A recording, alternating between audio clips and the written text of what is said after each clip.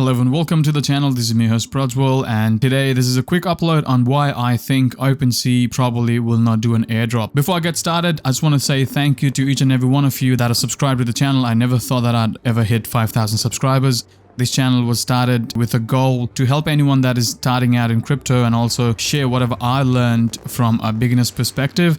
I've never claimed to be an expert in any of the topics or any of the videos that I've created, and I've always taken inspiration and suggestions from you guys. If there's anything that you would like to discuss, or if you need any help or would like to share any kind of suggestions or help, please reach out to me on the comments below or also on our Twitter, One Life Investments. And the goal still remains the same, to create a community of people that are helping each other out and also share whatever I've learned in a beginner-friendly manner that everyone can, and also make the most out of this exciting journey of cryptocurrency as we are going into a much wider adoption of cryptocurrency and all these projects and protocols and services, right? And the only suggestion that I think everyone should take is never follow anyone blindly and always do your own research and trust your own process. There's a lot of promises and there's a lot of fake promises that are out there that projects and the teams make, but only a few of them actually follow through, and always put your time and effort into researching and making your own decisions, right?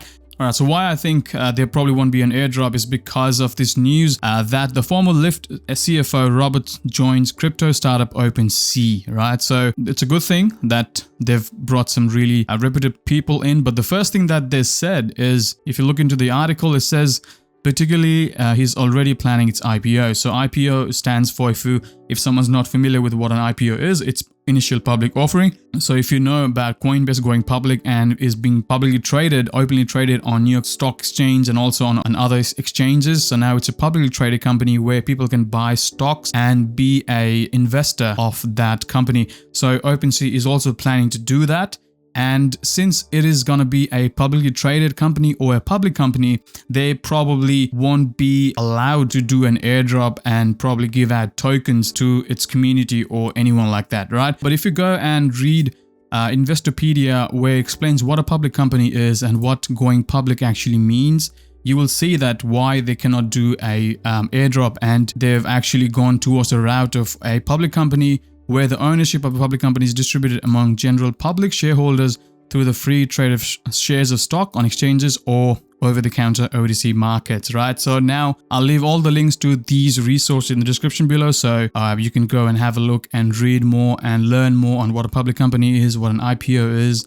So if you don't know what Opensea is a NFT marketplace where people can list, sell, transfer, basically trade their NFTs, right? Now, they don't have a really good reputation with the people that are using it for a long time, because they've been caught in the past where they were wash trading NFTs, they were front running other people, and people were really angry about it, but it wasn't addressed in a proper way as well. So they don't really have a strong community. They do have a community, but the impression that they have is not as good as other companies, right? So my 2 cents and what are my thoughts is, if you have used Opensea before, if you have bought any NFTs or if you've sold any NFTs, you are in the good books already. So if just in case, they will do, or they will reward the early users or early investors, because the people who are using this platform is what made Opensea what it is today. They would not be there without the people trading on Opensea, right? So if I was a company, I would definitely make sure that people that are using that a lot are rewarded in some way. And also now, since they're going public, they have to make sure that they align with SEC and they align with the guidelines of a publicly traded company, but also, or they probably will, or they should find a way to reward the people that are using the platform a lot, which directly correlates with the success of the company. So that's what I think. Now, if you're not into NFTs and if you do not want to get into NFTs and stuff like that, it's up to you. Stay away from Opensea. It's up to you. And since NFTs have sort of taken a hit as well with the recent hype, now the hype is sort of cooled down at the moment. The only NFT that I hold and that I actually like is Blockchain Miners Club, because see, there has to be a use case of NFTs as well. Unless it's a really good artist that is selling their art, it's fine. But everything else, if the NFT doesn't have a real use case, people are not going to buy them anymore, I think, right? and that's where Blockchain Miners Club comes in. I will have a dedicated video on Blockchain Miners Club as well, so I'm working on that at the moment. But if you like to get into an NFT, this is a project that I would look into. I'm not affiliated to Blockchain Miners Club in any way. If I'm affiliated with anything, I'll make sure that I'm open about it, as I hate people that shill a project or an NFT or anything like that to its followers or people that follow them or look up to them just so that they can shield their bags and get a profit. As long as they are open about it, that they are promoting this project and we have to do our own research, that's fine in a way. But there's a lot of crypto Twitter, there's a lot of YouTube influencers who shield their project, shield their own bags with the information and resources they put out, right? So a couple of things that I really like about them is, first is the team is public, the team is docs, the founder is docs, and another thing is they have already set up Bitcoin miners, which is mining, I think, $10,000 to $12,000 every day at the moment, or every week, if I'm not wrong.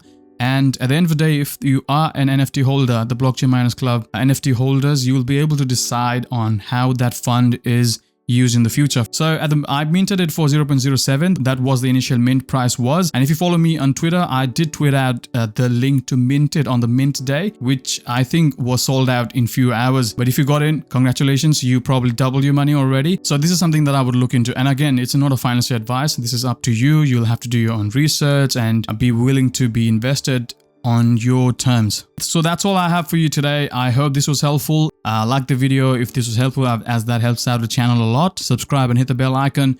You have a nice day, and I'll see you in the next video. Thank you.